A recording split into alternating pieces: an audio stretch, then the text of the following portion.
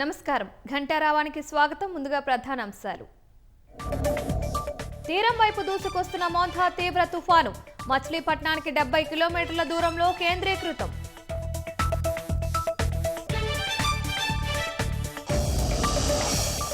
అల్లకల్లోలంగా కాకినాడ సముద్ర తీరం బలమైన గాలులతో మత్స్యకారుల అవస్థలు.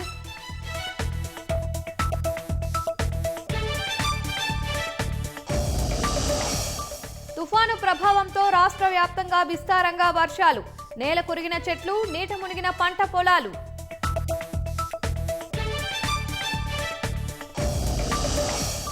ప్రాణ ఆస్తి నష్టం జరగకుండా చూస్తామన్న అచ్చెన్న, సహాయ చర్యలకు యంత్రాంగం సిద్ధంగా ఉందని వెల్లడి.